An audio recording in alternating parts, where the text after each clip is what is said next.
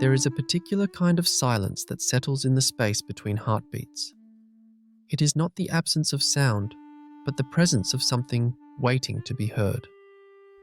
In this quiet, we often find ourselves speaking to an audience of one, our own reflection in the stillness. The voice that emerges is familiar, yet strangely distant, like an echo returning from a canyon we never entered. Consider the last time you were truly alone, not just physically solitary, but emotionally unaccompanied. In that space, what did your inner voice sound like? Was it comforting or critical? Was it yours, or was it an amalgamation of every voice that ever mattered to you? This is the paradox of solitude. The more we retreat from others, the more we encounter the versions of ourselves they helped create. Our inner dialogue becomes a chorus of ghosts, parents, teachers, lovers, friends, all whispering through the single voice we call our own. The echo within is not a simple repetition. It is a distortion, a bending of sound through the architecture of memory and expectation. When we speak to ourselves in solitude, we are rarely speaking to our authentic self. We are speaking to the self we believe we should be, the self others have told us we are, the self we fear we might become. This psychological phenomenon reveals a fundamental human truth. We are never truly alone with ourselves.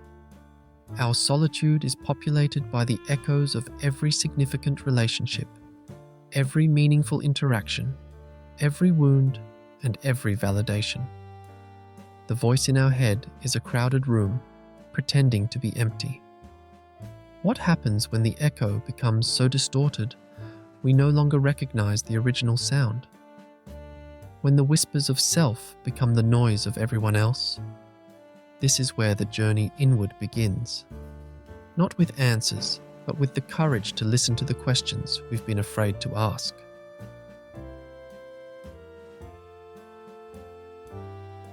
The looking glass self, a concept introduced by sociologist Charles Horton Cooley, suggests that our self-perception is formed through how we imagine others see us. We are mirrors reflecting mirrors, caught in an infinite regression of perception and projection. This psychological framework reveals that the echo within is not born in isolation, but in relationship.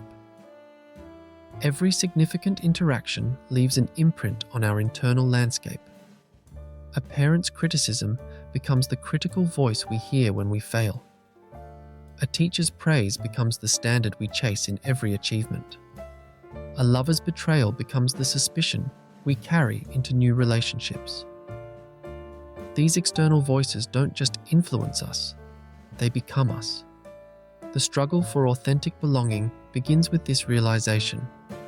We are often trying to belong to versions of ourselves that were never truly ours. We seek validation for identities constructed from borrowed materials. The loneliness we feel isn't just about being alone.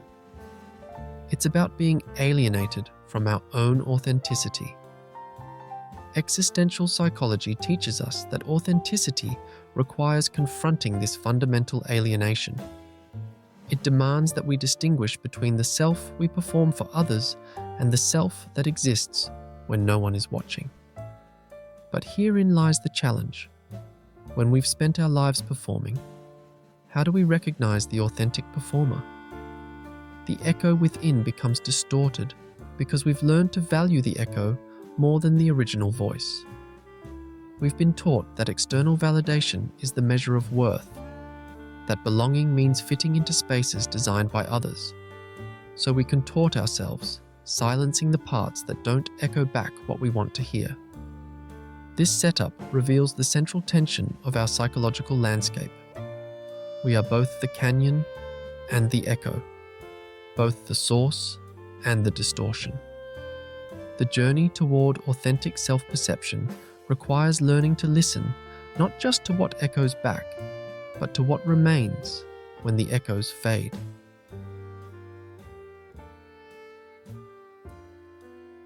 Internal family systems therapy offers a profound lens through which to understand our inner dialogue. It suggests that our psyche is not a single entity, but a system of multiple parts, each with its own perspective, emotions, and needs. The critical voice, the nurturing voice, the fearful voice, the ambitious voice. These are not distortions of our true self, but aspects of it. When we feel fragmented or conflicted, it's not because we're broken, but because these parts are speaking over each other, competing for attention and validation. The echo we hear is the sound of this internal family trying to find harmony. The loneliness comes from listening to only one part while silencing the others. Consider the part of you that seeks approval. This part learned early that love and acceptance were conditional on performance. It developed strategies to earn that approval: achievement, compliance, perfectionism. When you're alone, this part speaks loudest because it's terrified that without external validation, you'll disappear. Then there's the part that carries shame. This part absorbed every criticism, every rejection, every moment of not measuring up. It believes you are fundamentally flawed and works to hide that flaw from the world. In solitude, this part whispers warnings about all the ways you might be discovered. The rebellious part, the wounded child, the protector, the achiever, each has a story about who you are and what you need. The struggle for authentic belonging begins when we stop trying to silence these parts and start listening to what they're trying to protect us from. Cognitive psychology adds another layer. Our thoughts create neural pathways that become automatic over time. The critical inner voice isn't just a psychological phenomenon, it's a neurological one. Every time we reinforce a negative self-perception, we strengthen the neural connections that make that perception feel true. This is why changing our inner dialogue feels so difficult. We're not just changing thoughts, we're rewiring brains. We're asking neural pathways that have been highways for decades to become quiet country roads. The looking glass self-theory becomes particularly relevant here. The parts of ourselves that feel most alien were often formed in response to how we imagined others saw us. We internalized their gazes until their perceptions became our reality. The journey toward integration requires recognizing that these parts, however painful, developed to protect us. The critical voice wanted to prevent failure. The people-pleasing voice wanted to ensure connection. The perfectionist voice wanted to guarantee worth. Their methods may have been flawed, but their intentions were protective.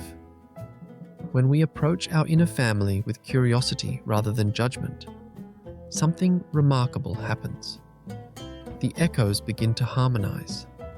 The distorted voices start to sound like variations of the same melody, rather than competing noise. This exploration reveals that the psychology of the echo within is not about finding one true voice, but about learning to conduct the chorus.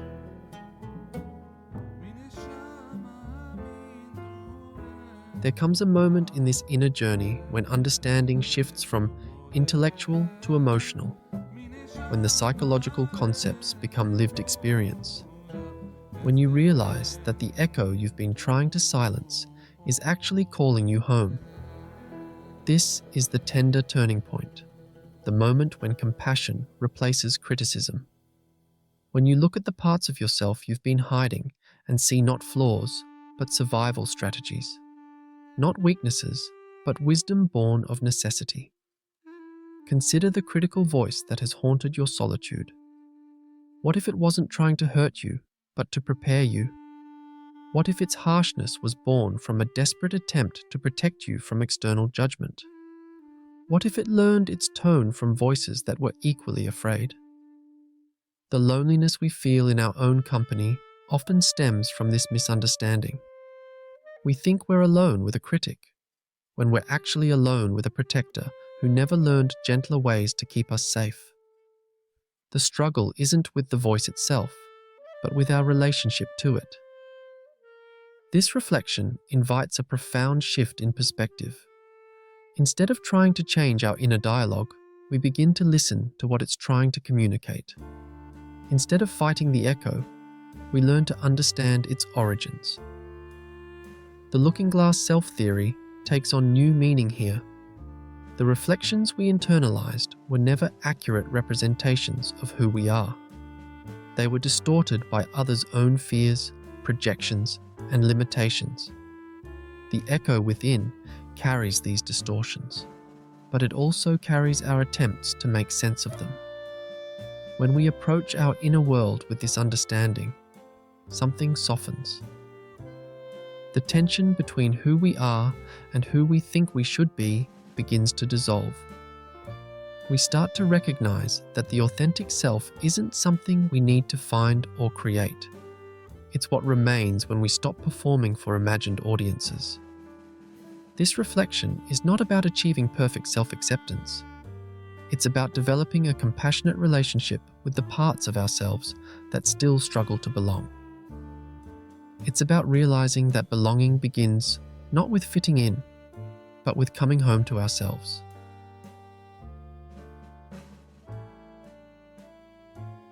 The psychology of the echo within ultimately reveals a simple, profound truth.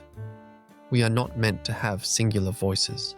Our authenticity emerges not from eliminating the echoes, but from learning to distinguish their sources, from understanding which voices belong to us and which we borrowed along the way.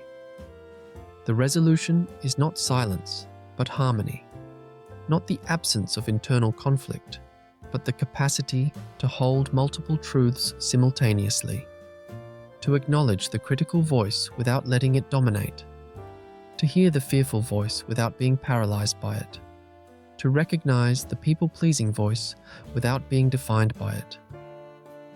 The journey toward authentic self-perception is not about arriving at a final destination. It's about developing the skill of listening to ourselves and to the spaces between our thoughts. It's about learning to trust the quiet voice that speaks without echo, the one that doesn't need validation because it knows its own worth. This is where the loneliness transforms. It ceases to be about absence and becomes about presence, the presence of our own company. The belonging we sought externally begins to bloom internally, not because we've solved all our conflicts, but because we've made peace with having them. The whispers of self are not problems to be solved, but conversations to be had. The echo within is not a distortion to correct, but a richness to appreciate. It carries the history of every relationship that shaped us, every lesson we learned, every survival strategy that kept us going. In the end, the psychology of the echo within teaches us that wholeness is not about having one clear voice. It's about learning to conduct the symphony of all our voices, to appreciate the complexity of our inner landscape, to find beauty in the echoes, wisdom in the whispers, and home in the spaces between. The most authentic belonging begins when we stop trying to silence the echo and start listening to what it's trying to tell us about who we are, who we've been, and who we're becoming.